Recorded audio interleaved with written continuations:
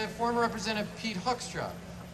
Pete is a native of Holland. He served 18 years in the United States Congress. I got to know him a little bit there when Congressman Nick Smith was there and I was his chief of staff, and got to know Pete. He's an excellent person. He's former chairman of the Intelligence Committee and ran for governor most recently. And I'd like you to all give a warm Hillsdale welcome to Pete Hoekstra. Hey, thank you. It's great to be with you today, and it's great to be part of the launching process to retire Debbie Stabenow and send her back home. All right? Yeah, on July 16 of 2010 in Washington, we formally formed the Congressional Tea Party Caucus.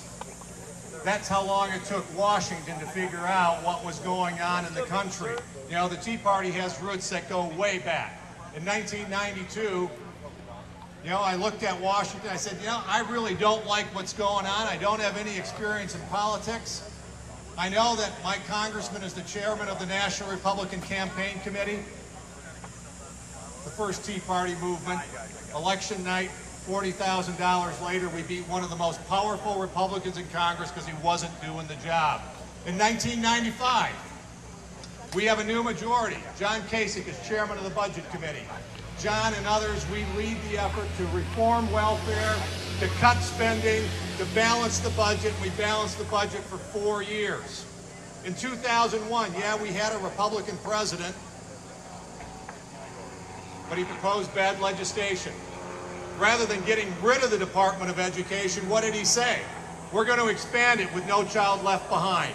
Well, I'll tell you, there were a few lonely ones of us in Washington and around America who said, that's a bad deal, and we voted against No Child Left Behind. We have common values, we have common commitment. Remember 2004? George Bush went and said, in Pennsylvania, I want Pennsylvanians to re-elect Arlen Specter. There were a few of us that had a better idea. We had a colleague in the House of Representatives named Pat Toomey, and we said, we're going with Pat because we need change in Washington, and Arlen Specter needs to go home. We didn't get it done in 2004, but the Tea Party and Republicans took care of Arlen Specter in 2010. Pat Toomey is our new senator from Pennsylvania, and Arlen Specter is retired. As I was going through the crowd here today, we know what the results of the Obama administration are. We saw it in jobs today. 0 jobs created last month.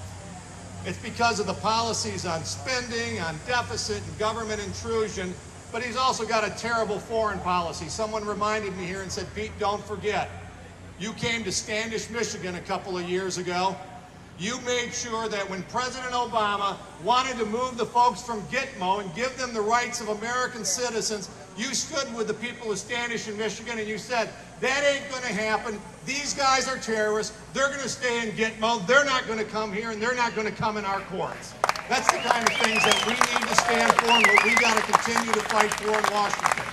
Let me give you just a couple of things that we need to do in Washington. There's a lot more.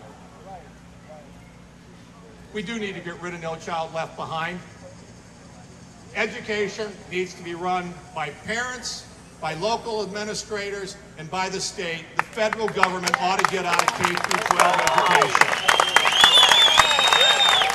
Some may talk about the bridge to nowhere. The question that we have is, why do we even have to send our gas tax dollars to Washington in the first place and have politicians in Washington decide what bridges what state is going to build? The money stays here in Michigan. Why are we satisfied when Washington gives us 93 cents of every dollar back? Every dollar we raise in Michigan ought to be spent in Michigan by how we want to spend it and nowhere else. We're going to reform entitlements. We're going to reform the tax code. Where do we go? We go to a fair tax, national sales tax, or we go to a flat tax, but we know we got to get rid of the monstrosity that we have today. And a couple of other things that you ought to think about. It's not getting a lot of visibility right now, but it will, because I've seen it happen in Europe. When you start hearing about U.S. laws and U.S. courts You say absolutely, because there are those in the UN who believe, and some in America who believe, that we ought to be either under UN law or under Sharia law, or it ought to have a place in U.S. courts, and our answer has to be a very, very strong no way. It ain't going to happen here, and it's not going to happen on my watch.